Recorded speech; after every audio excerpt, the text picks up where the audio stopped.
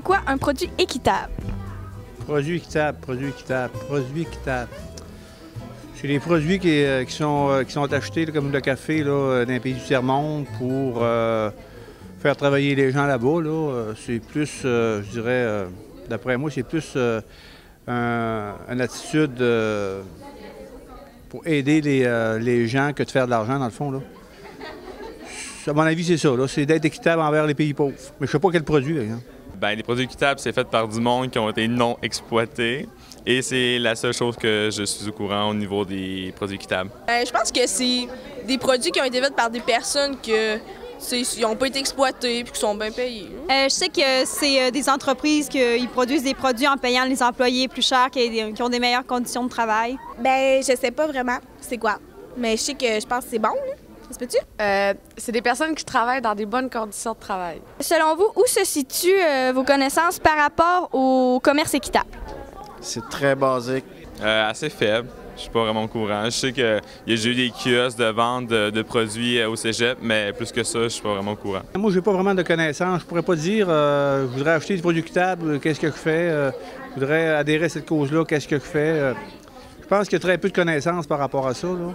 On est très peu instruits, je dirais, là, par rapport aux produits et aux valeurs aussi qui est en lien avec ça. Là. Pas beaucoup de connaissances par rapport au commerce du produit équitable. On entend parler parce que quelques années, c'est un mot à la mode.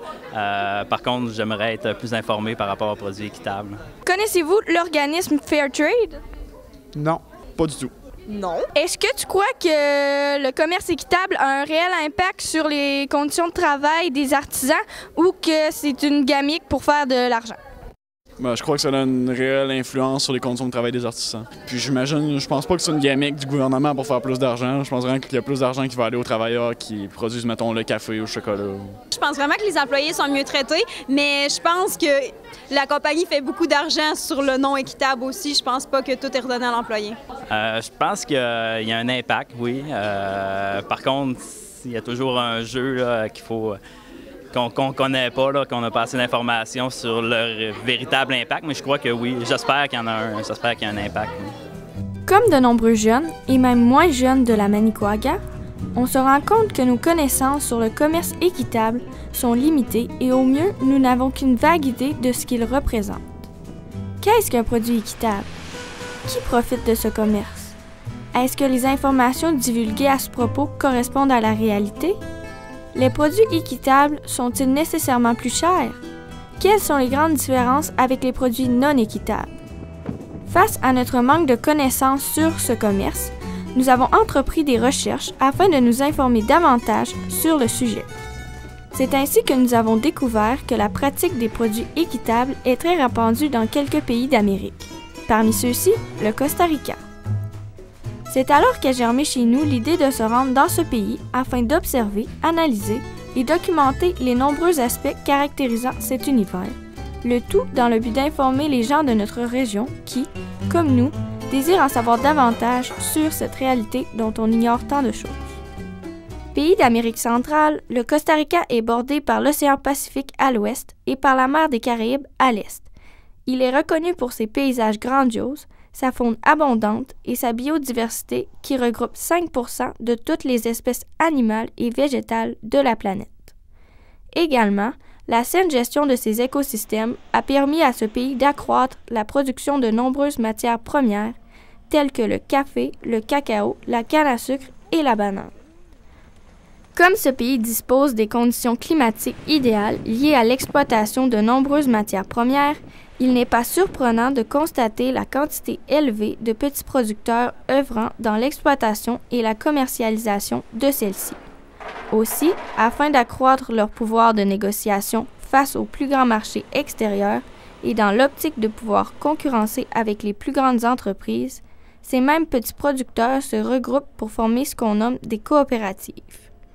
Ensuite, ne profitant pas nécessairement de revenus suffisants leur permettant de couvrir leurs coûts de production ou de fournir des conditions respectables aux travailleurs, les plus petites coopératives commencèrent à s'intéresser à un organisme s'appelant Fairtrade.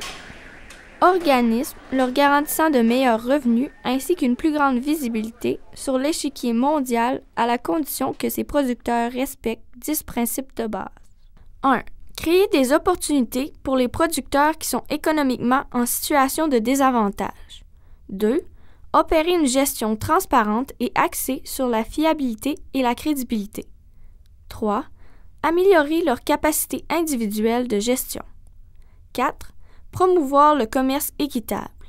5. Payer un prix juste pour le produit. 6. Promouvoir l'égalité entre les sexes. 7. Environnement de travail sain et sûr pour les travailleurs. 8. Le travail des enfants ne va pas à l'encontre de leur bien-être, leur sécurité, leurs conditions éducatives et le besoin de jouer. 9. Encourager activement de meilleures pratiques environnementales. Et finalement 10. Tenir compte du bien-être social, économique et environnemental des petits producteurs marginalisés et qu'il n'y ait pas de profit derrière leur dos. C'est en respectant ces 10 principes que les producteurs obtiennent le droit d'afficher le logo de la bannière Fairtrade sur le produit et peuvent ainsi bénéficier des avantages commerciaux qui s'y rattachent. Mais qu'en est-il de la réalité? Fairtrade apporte-t-il réellement une différence auprès des entreprises qui s'y affilient? Pour bien mener notre enquête et rapporter un point de vue objectif, nous avons interrogé le plus de gens possible appartenant à différentes sphères, œuvrant tant pour le commerce équitable que non équitable, soit les sphères ouvrières, administratives et patronales. Lors de nos rencontres avec les différentes entreprises visitées, les premiers sujets abordés concernaient d'abord la structure même de celle-ci. C'est au cours de conversations sur le système de coopérative que l'on découvrit que ces rassemblements de producteurs leur permettaient de mettre en commun leurs récoltes afin de créer un produit de meilleure qualité, c'est-à-dire de mettre les forces des uns au profit des autres et ainsi diminuer l'impact d'une mauvaise récolte pour certains. Au Costa Rica, certaines coopératives sont équitables et d'autres ne le sont pas. Nous sommes donc interrogés sur ce qui les différenciait les unes des autres. Premier questionnement. Qu'en est-il du sort réservé aux enfants? Sont-ils exploités? Comme nous le dit Carlos Jones de chez Café Forestal, coopérative de café équitable, on n'exploite pas les mineurs, mais ceux-ci peuvent travailler dans le domaine si cela ne nuit pas à leurs études. Donc, les emplois permis consistent en des emplois d'été. Dans le cas du marché non équitable, aucune norme n'empêche les entreprises de faire travailler les jeunes. Cependant, nous n'avons témoigné d'aucun abus au cours de nos visites chez les entreprises non équitables. On nous dit également que le Costa Rica est un pays réputé pour sa conscience environnementale. Comme seconde question, nous nous sommes donc interrogés à savoir si on applique ce même courant de pensée chez les entreprises équitables. Comme nous avons été témoins dans toutes les coopératives visitées dans ce pays, autant chez celles équitables que non équitables, la notion de préservation de l'environnement et de recyclage des matières résiduelles est très répandue. Par exemple, chez Coopédota, dans la vallée de Santa Maria, nous avons pu observer la chaîne complète menant à la production du café et par la même occasion, nous avons été témoins de la récupération des résidus créés lors des diverses phases du processus. Ces résidus, composés d'écailles et d'autres parties inutiles de la graine de café, sont brûlés à des fins combustibles pour alimenter diverses machineries. Également, ce processus ne se limitait pas seulement au café, comme nous avons pu l'observer chez Coopé Cañera, où la matière première est la canne à sucre. À cet endroit, tout comme pour le café, les couches externes de la plante sont récupérées et brûlées afin d'être converties en énergie électrique. Finalement, fait un peu insolite, et pour démontrer à quel point certaines entreprises prennent le principe d'autosuffisance énergétique à cœur, on a vu chez une coopérative de cacao que ceux-ci allaient jusqu'à récupérer les matières fécales des employés afin de produire du méthane, gaz servant encore une fois de combustible pour diverses machines. En somme, d'autres initiatives prises par ces entreprises méritent d'être soulignées, telles que l'abolition des pesticides néfastes pour les terres, le reboisement des parcelles défrichées ainsi que la préservation des états naturels environnants. Suite à nos premières rencontres et au fur et à mesure que nos connaissances sur le sujet s'accroissaient, nos questionnements portant sur les produits équitables devenaient, par la même occasion, de plus en plus pointus. C'est alors qu'on se rendit compte que le thème de notre recherche, soit à démystifier le phénomène des produits équitables, était d'une complexité supérieure à nos attentes. Nous en sommes venus à nous demander, entre autres, pourquoi un dirigeant choisit en premier lieu de s'affilier à Fairtrade. La bannière apporte une meilleure éthique et représente une philosophie de vie en soi. Nous en sommes alors venus à nous demander pourquoi une coopérative non équitable en venait à faire le choix de ne pas s'affilier à la bannière. Est-ce un désaveu des valeurs véhiculées par Fairtrade? Varias razones. Una es que de momento no es un requisito para que nosotros exportemos. Chez Coopédota, entreprise non équitable, on nous a expliqué que lorsqu'un produit atteint un certain seuil de qualité et jouit d'une bonne réputation sur les marchés internationaux, l'aide que propose Fairtrade devient négligeable face aux profits déjà engendrés. En fait, Fairtrade sert principalement de levier pour les petites et moyennes entreprises afin d'amener celles-ci à s'autosuffire économiquement. Donc, une entreprise de grande renommée, telle que Coopédota, proposant un café de grande qualité, ne retire plus réellement d'avantages commerciaux à s'affilier une fois propulsée.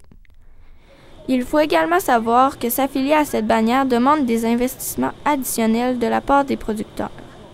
Donc, ne dépendant plus du soutien apporté par Fairtrade, Coopédota a décidé de voler de ses propres ailes. Nous avons quand même pu observer chez cette coopérative un courant de pensée similaire à celui vu chez les autres coopératives équitables, soit un souci réel pour l'environnement ainsi qu'un réinvestissement des profits dans la société. Les gens de Coopédota nous ont entre autres mentionné qu'ils ont déjà été affiliés à Fairtrade, qu'ils respectaient toujours les 10 principes de base et que cela a eu une influence positive sur les valeurs de l'entreprise.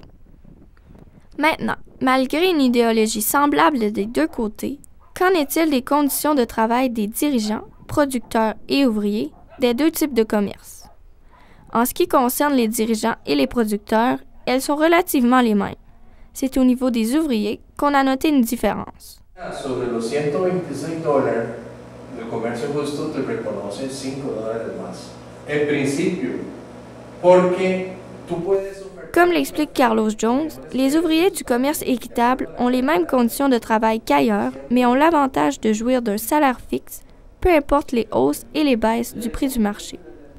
Pour vérifier ces dires, nous nous sommes informés auprès de plusieurs ouvriers œuvrant dans la cueillette de grains de café. Lors d'une visite chez Coopé Libertidad, coopérative équitable, nous avons rencontré Johan qui nous a confirmé qu'il bénéficiait d'un salaire fixe. Cependant, lorsque nous avons voulu lui poser des questions supplémentaires au sujet des produits équitables, on a découvert un fait frappant que l'on retrouve chez la majeure partie des ouvriers. Ils sont soit très peu informés ou n'ont tout simplement pas de connaissance de l'existence du commerce équitable. Johan nous a ensuite expliqué ce phénomène en mentionnant que la majorité des ouvriers sont très peu éduqués et viennent en majorité de pays voisins où le salaire moyen est minime par rapport à celui rapporté comme cueilleur au Costa Rica. Donc, souvent, ils ne se posent pas de questions tant que la paye est bonne. Ils traversent la frontière et prennent ce qu'on leur offre. Alors, si on ne retrouve pas de grandes différences, que ce soit au niveau environnemental ou pour les conditions de travail des ouvriers, où se situe la différence entre les deux commerces? C'est au niveau des producteurs qu'on a noté un réel pouvoir de faire une différence. En effet, lorsqu'une coopérative distribue les profits aux différents producteurs qui la composent, ceux-ci tendent majoritairement à réinvestir dans leur équipement et leurs terres dans le but d'augmenter la qualité de leurs produits et ainsi assurer une meilleure rentabilité à leur entreprise. Une fois une bonne partie des profits investis, nous avons observé qu'alors ils redistribuent ceux-ci dans leur communauté. Comme l'indique Carlos Jones de chez Café Forestal, cette redistribution se voit prendre la forme d'investissements voués à l'amélioration d'infrastructures scolaires et pour les hôpitaux. Certains fonds sont également utilisés afin de créer des bourses d'études pour les jeunes ou pour aider des jeunes entreprises de leur communauté à démarrer. Cependant, nous avons pu voir que tout n'est pas rose dans le fonctionnement des produits équitables et plus particulièrement dans la redistribution des profits. En effet, de l'aveu même de certains dirigeants de coopératives équitables, certains producteurs, même si affiliés à Fairtrade, réussissent à déjouer les normes et profitent uniquement des avantages que leur apporte la bannière pour s'enrichir. En effet, comme l'explique Carlos Jones, certains producteurs profitent du fait que Fairtrade envoie un inspecteur seulement une fois par année pour vérifier si ceux-ci respectent les normes établies. Une fois l'inspection passée, ceux-ci profitent des profits plus hauts engendrés par leur affiliation pour s'enrichir. Il est par contre difficile d'établir une structure permettant de détecter les contrevenants. En résumé, et d'après les nombreuses rencontres et observations portées auprès des producteurs, dirigeants et ouvriers des commerces équitables et non équitables, nous en venons à la conclusion que la réelle différence entre les deux marchés se retrouve dans le fait que Fairtrade sert avant tout à aider les petites et moyennes entreprises à croître plus rapidement dans le but d'en faire bénéficier davantage leur communauté. Cependant, nous avons pu également voir que ce n'est pas parce qu'une entreprise est non équitable qu'elle n'a pas à cœur le bien-être de l'environnement, de ses employés et de sa communauté. Aussi, malgré les bonnes valeurs que Fairtrade tente d'inculquer, certains réussissent malheureusement à déjouer les mailles du système et ce, au détriment des autres. Mais ce n'est pas une généralité et comme nous avons pu le constater directement, certains ont réellement à cœur les principes défendus par cette organisation. Finalement, une dernière question fut posée aux personnes interrogées. En tant que consommateur nord-américain, que doit-on faire ou que doit-on penser du commerce équitable en sachant que certains en abusent ou que les coopératives non équitables ne sont pas nécessairement insensibles aux enjeux environnementaux et sociaux qui les entourent.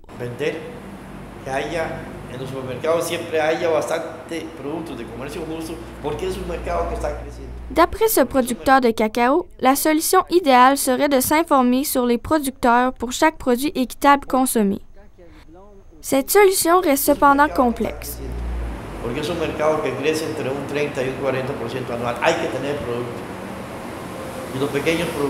On sait également que Fairtrade est voué au développement des petites et moyennes entreprises car ce sont celles qui nécessitent le plus notre appui.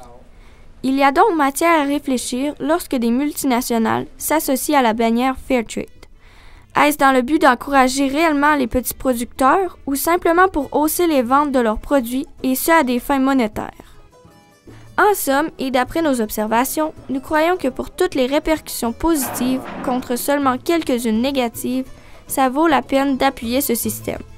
Nous avons vu les bénéfices qui s'y rattachent et dans un souci d'objectivité où nous avons gardé l'œil ouvert face à de possibles failles, nous croyons réellement que Fairtrade constitue un levier pour les petites et moyennes entreprises, permettant à celles-ci d'améliorer la qualité et la productivité de leurs produits, ainsi que le sort de leur communauté. Nous vous encourageons donc à acheter équitable car il nous apparaît que ce commerce est utile et justifié.